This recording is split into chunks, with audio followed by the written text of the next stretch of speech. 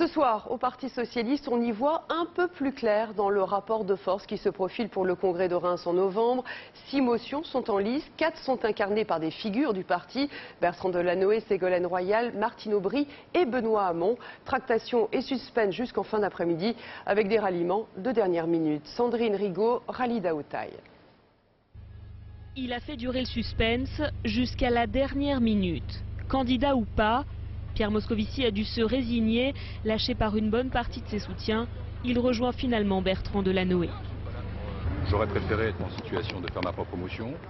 Je n'ai pas voulu ajouter à la fragmentation dans un congrès qui s'annonce trop sous le signe de la division. Et au final, tout bien pesé. Bertrand Delanoë m'a dit qu'il voulait faire le pari du renouveau. Je lui fais confiance pour ça. L'horizon s'éclaircit donc un peu au PS. 6 textes, 4 blocs centraux et pour l'instant une dynamique plutôt favorable au maire de Paris qui assure n'avoir rien promis à ses nouveaux alliés, François Hollande et Pierre Moscovici. Avec Pierre comme avec François, on n'a pas parlé combinaison ou tactique. On a parlé rassemblement. On a parlé conviction partagée. On a parlé prise de responsabilité en commun.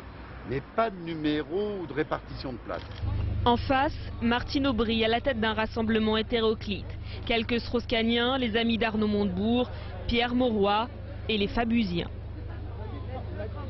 Le monde a changé, le libéralisme s'effondre autour de nous, les blocs s'affrontent et nous devons apporter des nouvelles réponses. Et je crois que ce changement, nous devons l'incarner.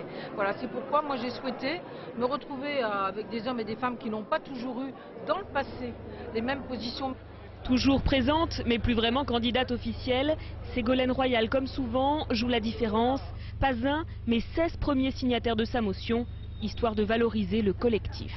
Le Parti socialiste doit montrer l'exemple dans les comportements individuels et en particulier la fraternité doit être notre talisman parce que nous devons être meilleurs que la société que nous prétendons réformer.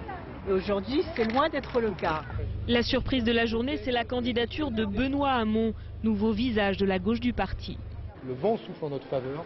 Tout le monde parle de régulation, de redistribution, de retour de la puissance publique, de restriction au libre-échange. Eh bien, il faut transformer ce mouvement puissant qui existe partout dans le monde en une orientation claire. Pour remplacer Hollande, un outsider, 3 présidentiables, mais personne en mesure d'atteindre la majorité. Le casse-tête commence à peine pour les socialistes.